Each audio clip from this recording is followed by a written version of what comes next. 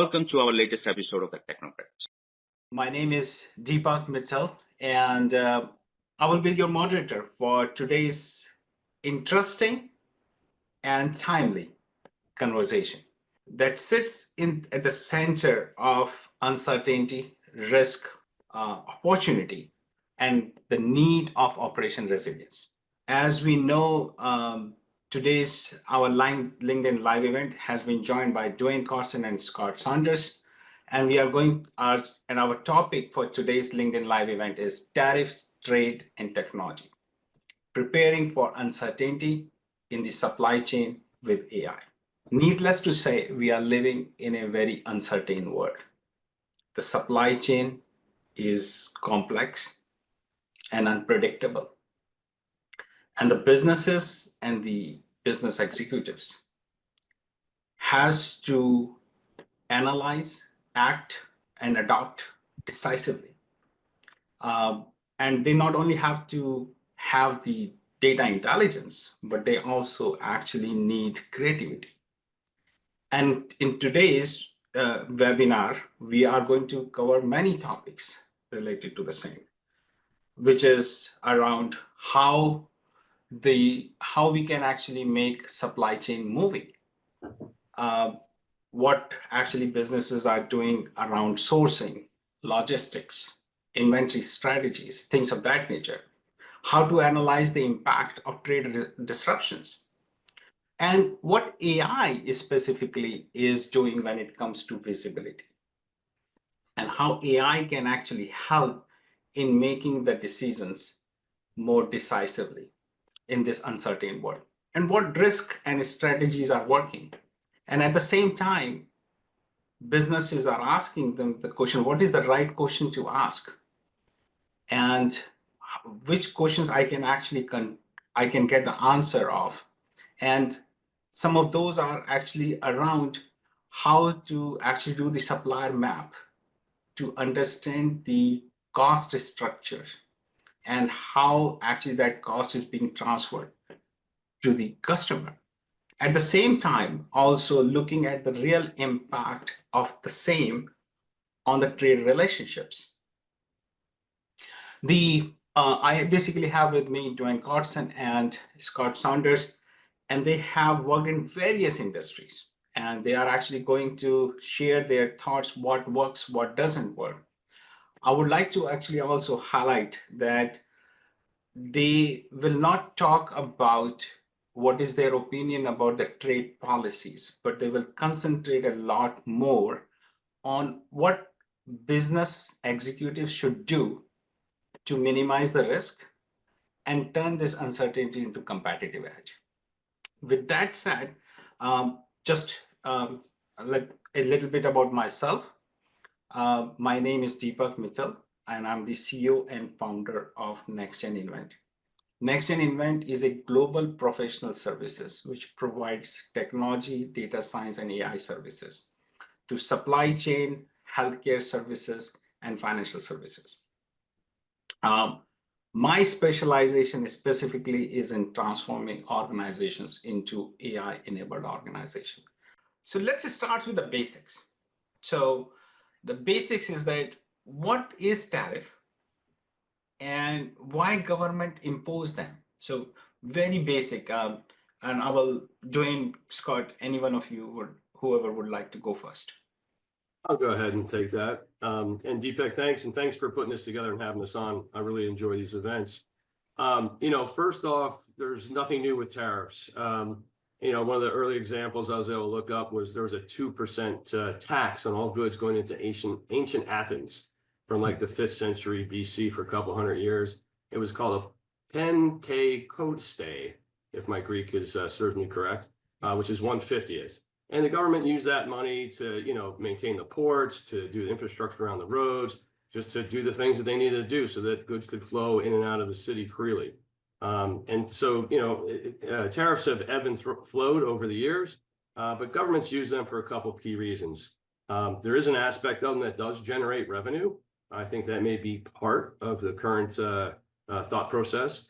But they also use it in a very big way to protect domestic industries from foreign competition. And oftentimes they also use it to either retaliate or to influence the behavior of trade partners. So if you look since the Bretton Woods era, which is post-World War II, and that really helped establish the modern day economic system with global trade, with fixed exchange rates and open markets at the end of World War II. But tariffs have, shifted considerably over that time frame. In the immediate post-war decade, we saw broad liberalization of trade. You had institutions created like the GATT and the World Trade Organization, and they very, very much encouraged lower tariffs around the globe. And that really led to a lot of the advancements we saw in the economics today. You had other advancements because of that. We kind of forget about this today, but the standardization of shipping containers just happened in the 1960s. So countries around the world were using different size containers. Obviously, that's not going to facilitate global trade. You had the advent of just-in-time inventory, where I know consultants in the 80s and the 90s that just spent their whole day maximizing just-in-time inventory algorithms. And you also, to facilitate this too, you had freedom of navigation of the seas. I mean, the U.S. Navy was the only real Navy at the end of World War II, and there was a guarantee of free trade. That was kind of unprecedented in human history, to be honest. And so due to all those advances, we had just the most prolific economic growth in human history. GDP per capita grew fourfold since 1950, and literally billions of people were pulled out of severe poverty and now had a roof over their head and knew where their next couple meals are coming from because of the advent of global trade. If you look at really around 2000 or so, and especially after 2008 and the financial crisis there's been a slow and steady return of protectionism thinking in many regions. And today it feels like we're at the peak of that. And we're really looking at both blanket and targeted tariff measures that are out there. Example, the U.S. has imposed specific tariffs on European steel, and everybody knows about these broad sweeping 145% tariffs on China. While nearly all economists agree that tariffs will have a negative impact on economic growth, whether they're targeted or precise, because there's a rippling effect across the supply chains. And quite frankly, nobody's really 100% certain when you levy a tariff, what all the subcomponents are going to be affected, et cetera. I would suggest that that's why you may see some oscillation in the tariff rules and some exceptions coming in. And that is what it is. But the impact is even more pronounced, though, for these high labor regions like the U.S. and Northern Europe, when tariffs are added and the import costs are increased, then the manufacturers have to make a decision. Do I pass this on to the client, or do I absorb it into my margins? And one last point that I think is something we all have to understand. While it's uncertainty may be good as a negotiation tool, particularly in trade talks, it makes for a difficult situation when you're talking about business planning. Scott. Sure, Dwayne, thanks for a great historical context. So I'll zero in to what I feel it means for supply chains today. What's changed is you still have to worry about your total delivered cost. Tariff may be one element of it, but the issue now is how fast they emerge and how directly it could impact your operational strategy. We've moved from broad policy shifts to tactical, almost surgical tariffs, and hit specific categories, regions, or even suppliers overnight. It's forced I'm calling a rethink. We can no longer optimize purely on the lowest landed cost. Today, you have to focus on high performance extended supply chains. And that's a lot of I apologize, some consultant speak, but the key words are high performance, extended beyond just your company, and supply chain.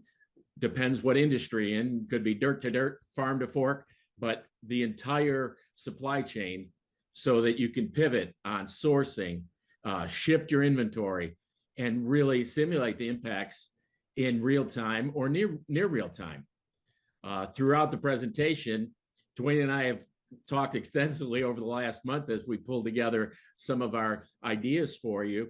We have examples. And for example, there's U.S. home goods manufacturer used to source 70% of its ceramic products in a single region in China. Then the tariffs hit. It wasn't just a cost issue. It became a pure planning issue. They had to reset their contracts, update lead times, retool packaging in a short term. And the gap between companies that are mature and truly focused on developing these high performance extended supply chains beyond just reacting truly showed up. Another example is in the news last week, a major clothing brand, the CEO I saw on CNBC said, boy, oh boy, these US tariffs on China, because their major facility was in China, right now we see it costing us $600,000 a week. And she said we might not make it to Christmas if this continues. I see companies truly pushing ahead with some transformational roadmaps. And some of the things we'll talk about today is, do you have a clear data strategy? I'll repeat that a few times. It's very important that you have and understand the information. Do you have an extended visibility of your ecosystem? How good is your data from a real time versus near real time? And the challenge I always give, I would challenge you is, everybody says they want real time. Maybe you don't need it, but don't over design, but you need at least real time for the decision makers to make decisions. Scenario planning has become a given. We'll talk about that. And also putting in the right governance process in your organizations so you can make faster decisions and it's embedded in the organization and becomes a core competency. As one company told me, we don't need the cheapest supply chain. We need one that can turn on a dime. And that's becoming the new standard. Deepak? Thank you, Scott. So if I may basically just summarize it, what I basically just heard is that, first of all, these tariffs are actually there to protect many times the local industry, or to manage the trade deficit, or actually to gain advantage in policy negotiations. At the same time, also, as Scott highlighted, is that tariffs has become very targeted, very precise, and sector specific. So that actually brings me to actually my next question, is that one of the goal of the tariff is actually reshoring and also countering China. I mean, but how realistic is that goal and which industries are actually feeling the most pressure and which industries are seeing the most momentum? I'll take that one, Deepak, first, because we see tariffs becoming a political signal and a pricing lever, but they're rarely enough on their own to change the whole structural economics of global production. You mentioned the trade deficit of 122 billion, and it's deeply rooted in dependencies around cost advantage, labor availability, and decades of investment in offshore ecosystems. Now in 2025, it's less about massive return. Again, now we talk about opinions. It's less of massive return to domestic manufacturing and more about emergence of a regionalization mindset, where the goals of reshoring or friendshoring or countering China are real, but they're very complex. Deepak, you asked about industries.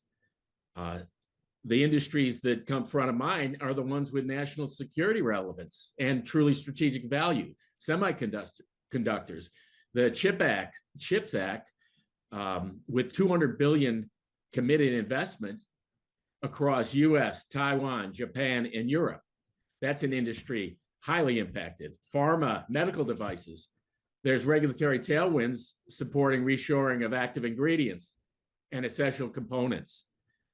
These sectors see momentum because tariff policy is being paired with tax credits, grants, expedited permitting. It's a multi-level industrial strategy. Other sectors, consumer electronics, apparel, general manufacturing, aren't seeing completely the same shift. Their supply chains remain cost-driven and globally integrated. For them, tariffs often introduce more cost and uncertainty without offering clear incentives to move. I personally believe that it goes beyond binary decisions like, should we reshore? Instead, we need to design hybrid solution models that factor in total landed cost, geopolitical risk, capacity bottlenecks, and speed to serve. We need to be able to still take care of our customers. And that often results in mixed regional strategies in North America, Latin America, East and West in Europe, and North Africa, that drives both resilience and competitiveness in your extended supply chain. And I believe reshoring isn't a destination, it's a capability you build in your organization. In today's market, it's the competitive design for this volatility, utilizing a dynamic network design. And again, those are potentially words, but dynamic, quickly changing, total network design that will cause companies to win. Dwayne? To Dwayne. Yeah, I mean, I think it's interesting and great points there, Scott. If you look at the macro level again, I think during COVID, sometime around COVID, we entered into the next phase of globalization. I think the smarties at McKinsey use the term reglobalization. I'm not a big fan of that because it sounds like we're starting over again. Guys at McKinsey, always a pleasure working with you, but I would name it something differently. Maybe globalization part 2 or something. But it has to adapt. It has to morph. And I think it'll be more regionally focused in the future. It's going to shift from this emphasis on just in time to maybe a more resilient just in case. And I think, as Scott mentioned, you're going to see countries kind of banding together, countries who have similar values, in terms that you'll hear, friend shoring or ally shoring. You'll see more and more of that being used going forward. And I think while the institutions and the tools that have got us here over the last 80 years have done well, and we've obviously had a lot of economic prosperity, they need to morph too.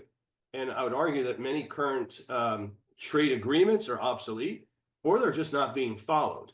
And organizations like the World Trade Organization have really become ineffective in mitigating trade disputes.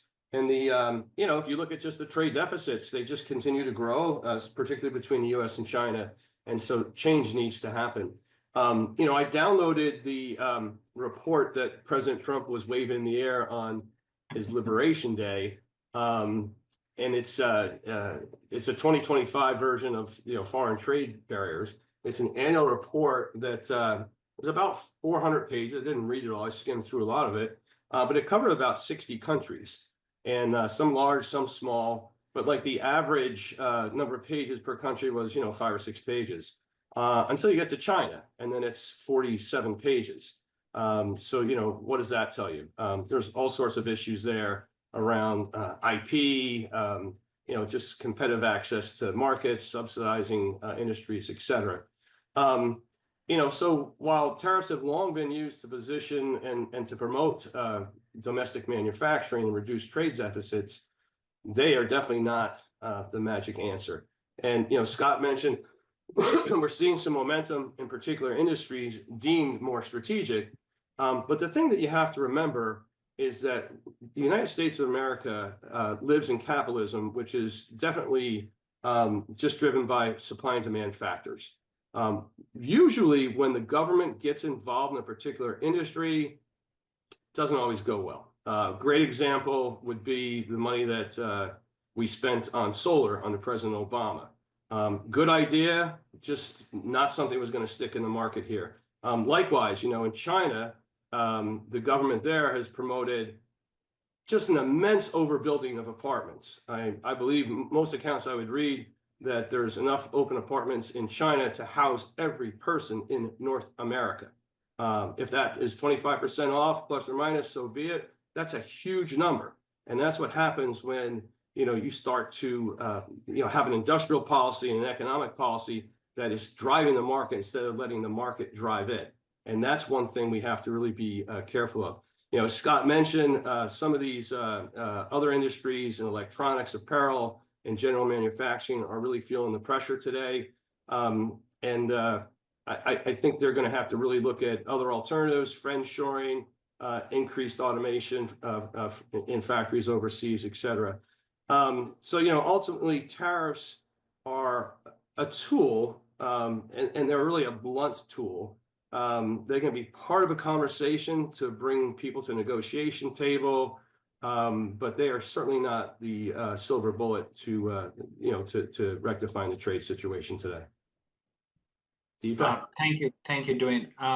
And I would basically say that if anybody is interested in the report, what Dwayne was highlighting about, please write in the comments and give your email address. One of our team members will actually send that report to you. And I think that is actually a very interesting read. And probably you will actually find a lot of insights over there. And there are actually many other resources which we, to the attendees, we will keep on actually giving that as well. In terms of actually what I have heard from Dwayne and Scott, and just my 2 cents is that also that McKinsey has found in 2023 that companies who started reshoring in 2010, only 13% have followed through. So that's a very, very small number. And I agree with and just to summarize it, what Dwayne and Scott has said is that it is very concentrated on the high value sector, like semiconductors, the EV, and at the same time, like what Dwayne point is that tariff can act as a catalyst, but it is not really the full solution, because when it comes to the supply chain, even after having Apple or Nvidia think about reshoring, they will probably may find it, or it's very hard to decouple completely with China as well when it comes to the supply chain. But that actually brings a very interesting question which to think about, is that in 2018 and 2019 also the tariff actually happened. What is different this time in 2025, and what businesses are doing differently this time than before? So Scott, if you'd like to, or Dwayne, if you. We just kind of did it every other. So I did the last one first. Dwayne, you want to go first on this one? Yeah, sure. I mean, I do think, Deepak, there's strong echoes of the 2018-19 timeframe, but I do believe that businesses learned a lot from COVID.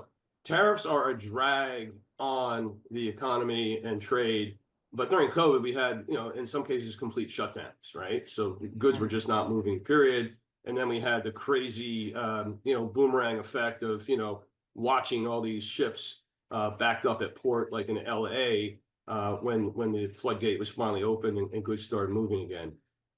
So, while I think back then it was kind of a reactive scramble, today we're a little bit more prepared. And, quite honestly, during COVID was the first time that, at a larger scale, that people saw faltering Chinese suppliers. But the unfortunate thing is at the macro level, I think there's not a whole lot that's changed with the trade imbalance between the US and China, but we'll see as that goes on. And one thing I wanted to mention that I thought was interesting, for people familiar with a gentleman named Ray Dalio, he's a self-made billionaire hedge fund guy. He's turned into kind of a philanthropist, and he puts different articles together. But he had a really good article. It was published on LinkedIn on April 24th. And was called U.S.-China Beautiful Rebalancing. And he very simplistically talks about the trade issues between the U.S. and China. And in a nutshell, he just says it's not sustainable. These issues are very complex. It's going to take a while to weed out. But I think he probably used the word beautiful just to get some attention to his article, because I'm sure the people who are negotiating some of these details, it probably doesn't feel beautiful to them right now. So I think we learned a lot during COVID. And I think today, there's more strategic planning, more risk mitigation and risk management than ever. And, strategic sourcing is no longer just about cost. It's about reliability, diversification, flexibility, and responsiveness. And we're seeing a huge rise in formal scenario planning. Companies are also, modeling different tariff weights, different trade war outcomes. And we have the tools together to really look at that.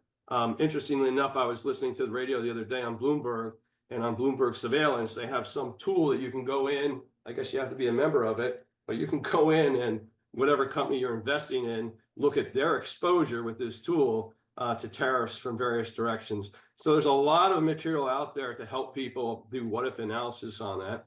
And then I think because it's gotten such a high degree of criticality, the boardroom's more engaged. Tariff risk is now discussed alongside security exposure, cybersecurity, climate change, et cetera. And, it's the world we live in today. But the fact that we have that attention at that level is really important, I believe, for companies to move forward. So while there is pressure from tariffs and it's very real, I think the mindset has kind of shifted post-COVID and post-tariff, or as we're in the middle of tariffs, to firefighting, from firefighting to foresight.